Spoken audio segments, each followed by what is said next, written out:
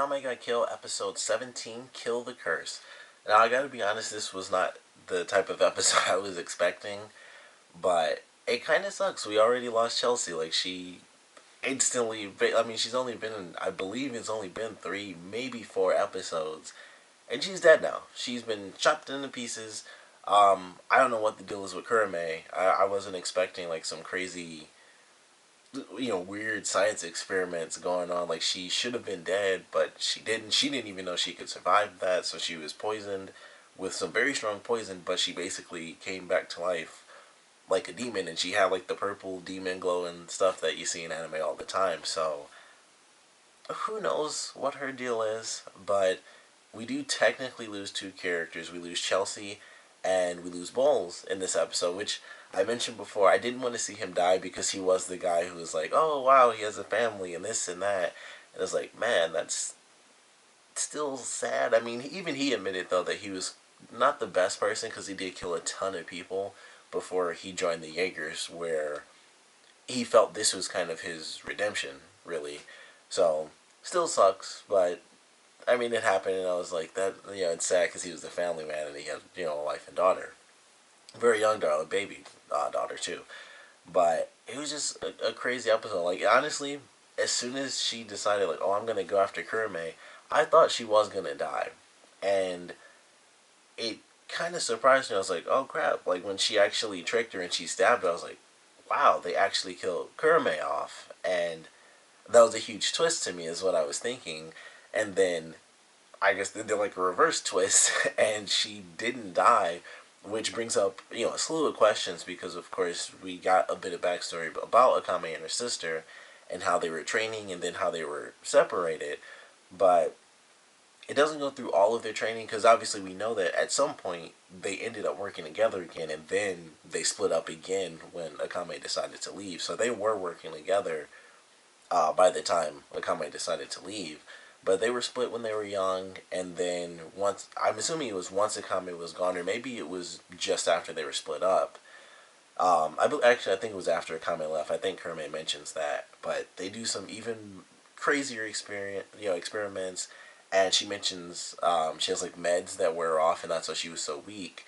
And apparently, her cookies are what make her at least feel better. I don't know if they exactly make her stronger, but she only ate one, and she did say all I needed was, some of, my snacks. So I guess that can basically keep her alive. I don't know. She's basically one of her own little puppets. Like, seemingly she can't die if, that poison didn't take her down.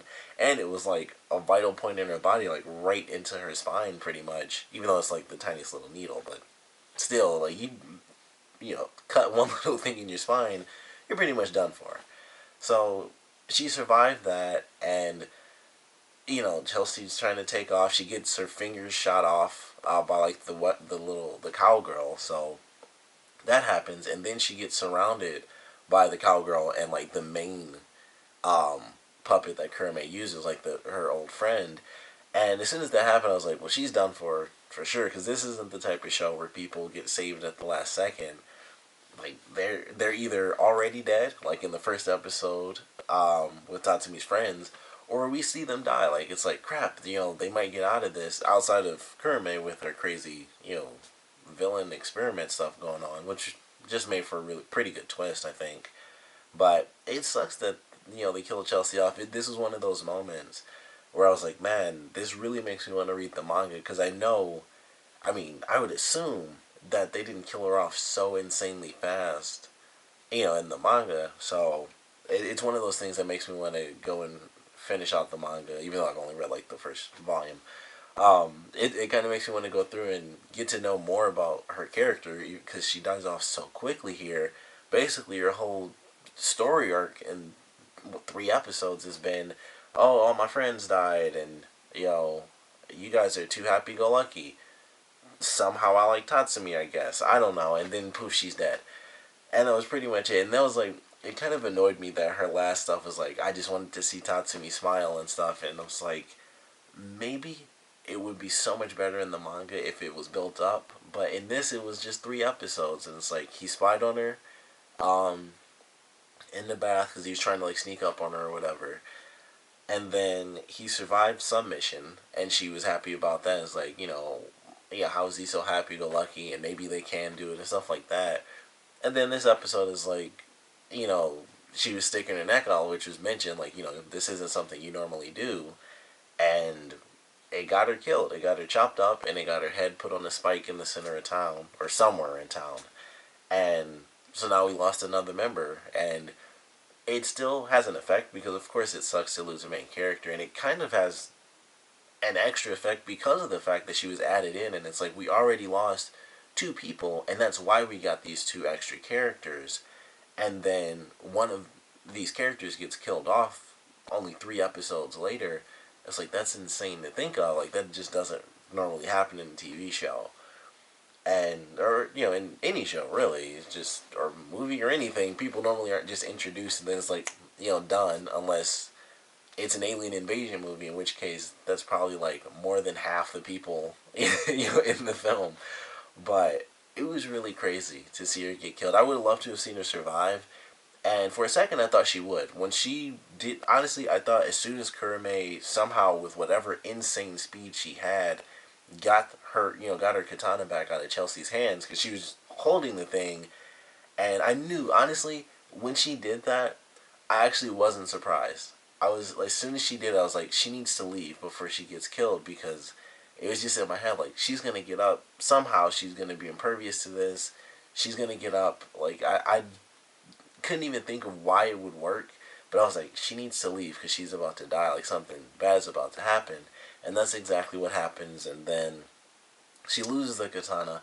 I thought Kuromoe was just gonna take that and just go like boom, and her head was gonna get sliced clean off in like a split second, and that would have been the end of her character. But they kind of made her suffer, and they shoot her fingers off and stuff. And I thought, okay, she could survive that, even though I didn't think it would make sense because she got her hand shot off. I was like, she could easily just get shot in the back right now, which she still could have. I wasn't sure why they did that, but they kind of toyed with her, and I guess it was because they got the order to like make her suffer and chop her into pieces, so they didn't just shoot her in the back. But once she got caught, it was like there goes her arm, and I mean basically right after that, it was just like boom, right in the back, and she was done for. So it did suck that that happened. We lost a character. I mean, I did like her character. It's hard to say we lost like a good character or anything when really we didn't know anything about her. All of her emotional stuff was seriously, at first it was like, I don't want to get too attached to you guys, and she seemed, kind of off-putting to the team because she didn't want to be too happy-go-lucky and everyone get killed off. And then after that, it was just like, anime hero mode where it's like, oh, the main character totally convinced everyone else, to act differently or feel differently instantaneously because she had just come off of that mission where all her friends were killed at that house. I think they talk about how close it was to her, joining Night Raid. It was only like it just happened basically before she joined Night Raid when all of her friends got killed off. So it was just super fast to me. That was the only thing about it that kind of sucked, and it felt so rushed how they did it. But I was at that before about a lot of stuff. It's like they move so quickly in the show, which in some ways is really fun. But then in ways like this, it's like I can tell that they really shortened that down from what it would have been in the manga. I hope, to be totally honest, that they expanded upon that in the manga, and it wasn't like, super quick and she's dead already. But it would still be fast. I mean, even if it's 3 episodes, that I'm trying to remember how it is. I think 3 episodes is like, or 1 episode is 3 volumes or something like that. So it reading it, it would have been quite a bit of time with her, as a part of the team. And I'm sure there's even way more stuff that was expanded upon, like Tatsumi's training. I'm sure his time with the Jaegers was probably expanded upon a lot in the manga compared to, like, I think it was like just 1 episode that we got in the show, or like an episode and a half, once he took off. But so it still sucks to see her go, whether she was in it and we got to know a lot about her or not. It sucks, and it was fairly surprising that ultimately, she got killed off. It was kind of expected because it's Kuromoe, and it wasn't even the fact that she was Akame's sister, where it was like, oh, they have to be the ones to go at it, and Akame has to be the one to kill her sister. It was just the fact that Chelsea in general, it didn't really matter who she went up against. I kind of thought she wouldn't be able to do it because she's not really a fighter. Like, she got Bols because, of course, the kid aspect, and then it was just like, boom, she got him. And technically, if it wasn't for the crazy experiments, she would have gotten Kermit as well. But it was just like, because of who the character was, from the very beginning, I was like, I don't think she's really going to make it. But then I was like, oh, wow, she did make it. But then right after, I instantly had that feeling like she needs to leave because somehow Kermit won't be dead for whatever crazy reason. And unfortunately, she didn't even get the chance to fight back because I thought, okay, well, because the first thing I thought was she needs to grab the katana right now, and then she grabbed it and nothing happened. I was like, oh, okay. Even if she got up, she's still in this at least somewhat weakened state. So, Chelsea at least has the katana. She can kind of defend herself. And then it's like, hey, katana gone. I have it. And then two people are instantly summoned. I was like, crap, she's done for. So, it still sucks to see it happen. But, all we can do, honestly, is just move on. So, at this point, it's 1-1. They lost Bols. Or the Jaegers lost Bols. And then Night Raid, of course, lost Chelsea. And I'm curious to see how it affects Tatsumi, because of course he was kind of freaked out, and then he sees her head on the pike, and I think Akame knew exactly what happened. She seemed kind of just like, crap, like this sucks, but he had to see it, and that's pretty much how it ended. So I don't know what the next step is really going to be, if it's going to be a big battle soon. I still don't really know what happened with Wave. I can't really remember what happened in the last episode, but I don't think he got out of that boulder that he was in, technically. So I don't know what's happening with him or who's going to run into him or anything like that. But their teams are still split up, and I'm sure we'll get all of the Jaegers together as well as all of Night Raid together, and both teams in the next episode will probably be mourning the people that they lost, and kind of setting up their next attack against their rivals. So I'm looking forward to it for sure. I don't know how. I would assume this show got like 23 episodes or something. So we're getting up there. They've definitely gone to like some of the big extremes as far as them going up against each other. Even with like the minor versions of the teams once the Jaegers got split up, but they're getting pretty far. We still haven't seen the minister's son again, so he's just there somewhere. He's in the opening, and I don't remember if I mentioned this or not, but same music, but they've changed the visuals of the opening to show the Jaegers in the show Night Raid. So I thought that was pretty cool. The ending is completely different, and personally, I like this ending a lot better because the first ending was interesting because it was just like the drums, and it was fairly fast paced. But I kind of like the slow paced ending because the opening is fairly fast paced, but neither of them really hooked me. It was like it's just a fast paced beat to me. I don't really like personally. This is like one of the few anime I don't like really any of the music. It's like it's okay. I don't hate it, but I haven't been like I really gotten to listen to this song or I like this song. It's just like it's fast paced, and that's it. But I like the second ending better than the opening and the first ending personally.